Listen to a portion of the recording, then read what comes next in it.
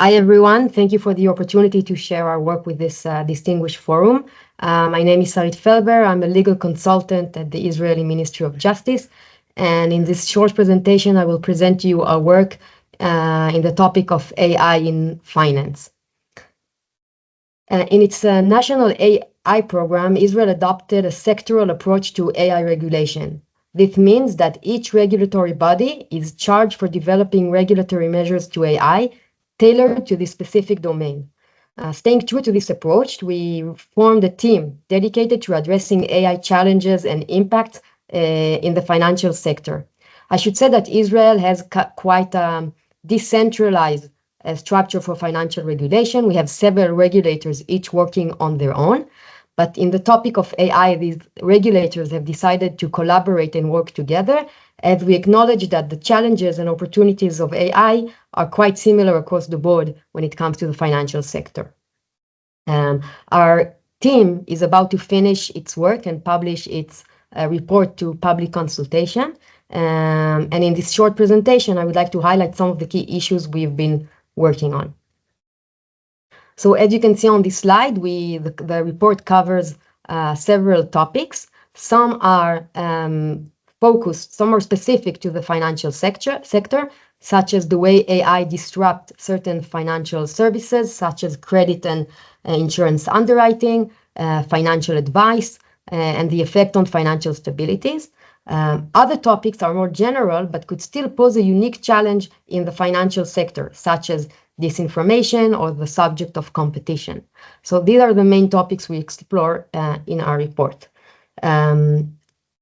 In this report, we have two parts. We have some concrete recommendation on how to regulate AI, and I will come to that shortly. But we also have general guidelines on how to regulate. This should serve the regulator as they come, sit to the table and write specific regulation for AI.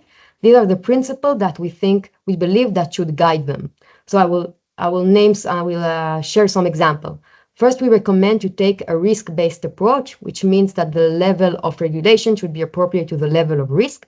Now, the question is how to assign a risk level to each service. For that, we recommend to consider first how essential is the service to the public. For example, we believe that credit is an essential service and therefore should be assigned as a high-risk service, while customer service might be at times a low-risk service and could benefit from other regulation.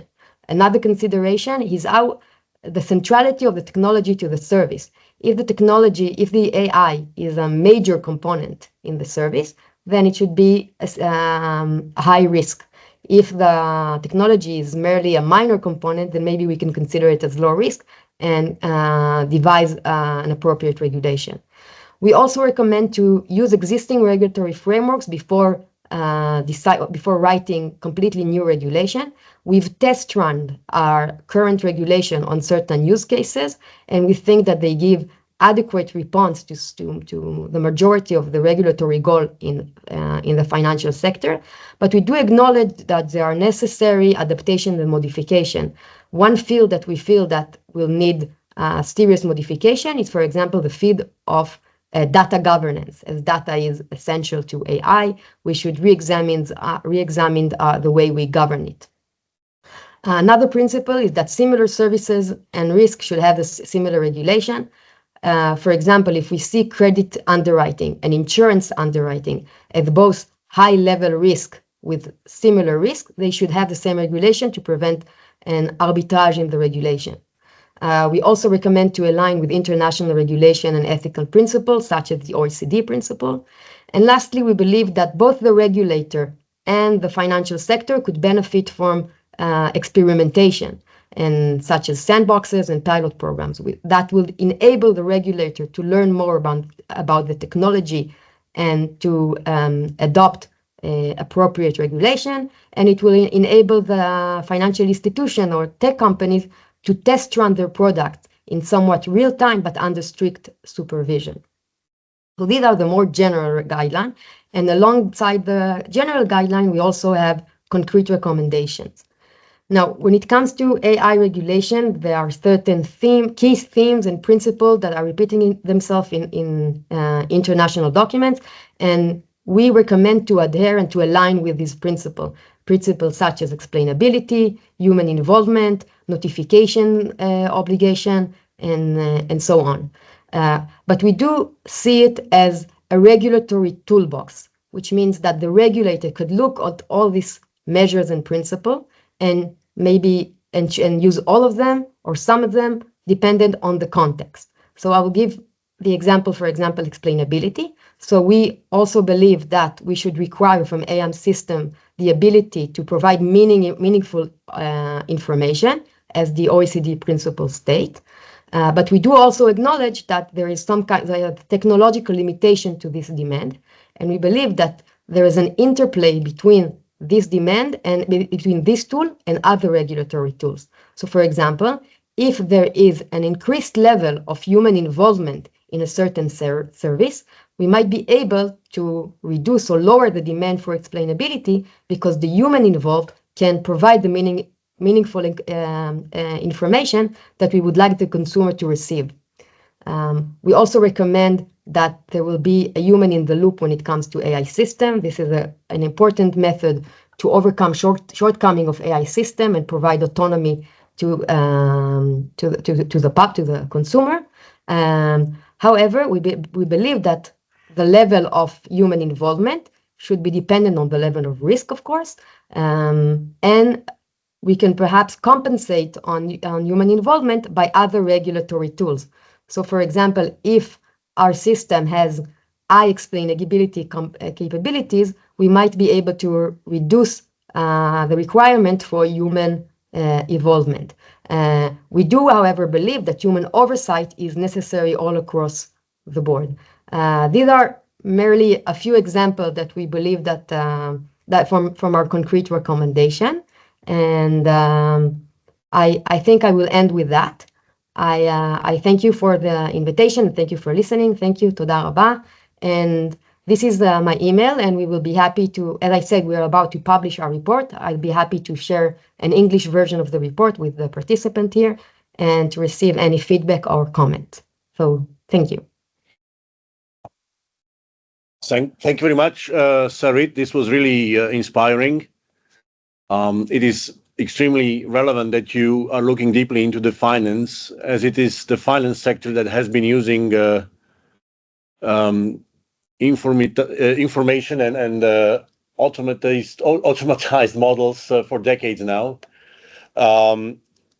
Maybe one question from us. How does your work on the use of AI in finance inform some of the other sectors in Israel?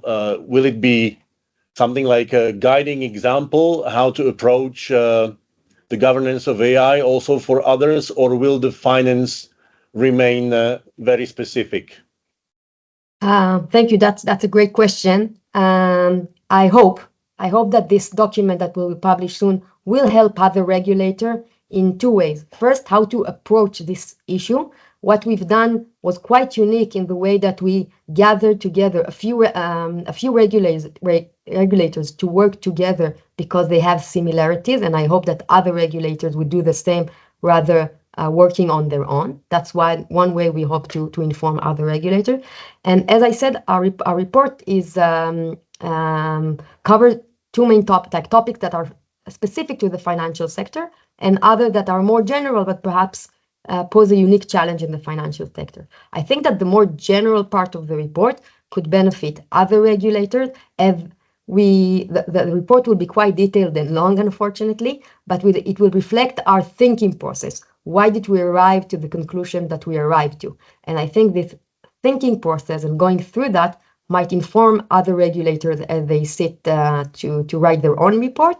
I'm from the Ministry of Justice, so I'll be like a common member of other teams. We can also maybe like a focal point that can help to translate the financial report to other sectors. And yeah, we are the pioneers. We're the first one to publish our report, and hopefully other sectors will follow. This is very interesting indeed. Before we turn to the next country, I see one question from Abhishek Singh from India. Please, Abhishek. Yeah, very interesting presentation from Israel, and I was very impressed to see this approach of sectoral approach for regulation of AI-based solutions. But I was just wondering, do you not have the challenge of limited capacity within various departments when it comes to having the ability to design frameworks for regulation? And what if there are conflicting requirements from various departments or various ministries to say? We face that challenge within India. Like if there is a value in allowing each one of them to have their own frameworks and regulations, but there can be conflicts and there can be lack of capacity in some. How do you handle that in Israel? Yes, so thank you for the question. So when we thought about adopting the sectoral approach rather than the horizontal one, we also decided to create within the Ministry of Science and Innovation some kind of a focal, like a focal point that will be able to bridge between gaps and inform regulators about what other regulators are doing. So while this function will not have the authority to create their own regulatory measures, they will be able to overlook all the work that has been done in different sector, inform each other, and will be able to identify contradiction, identify regulatory tools that should be adopted all across the board and not just in one not just in one sector. And also to your question about resources, provide resources to ministries that perhaps don't have nor the people or the time or the financial resources to do all the research and work towards creating their own regulation. I hope it's answered your questions. Yeah, thank you. Thank you, Abhishek. Thank you, Sarit. Any other questions? Yes, we have one, but is it Brazil? Yes, I believe it's Brazil. Please, the floor is yours.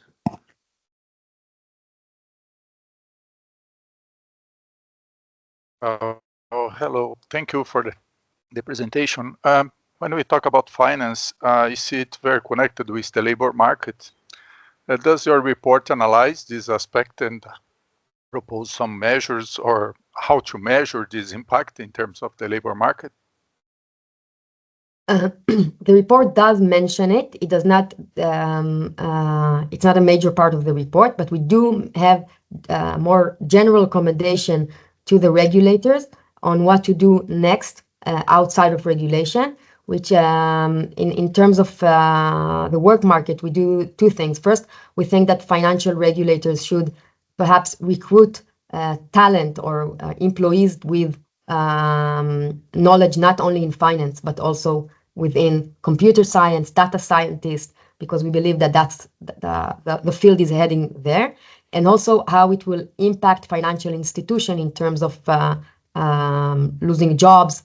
And so we don't have specific recommendation about this field, but we do recommend that regulator will examine it.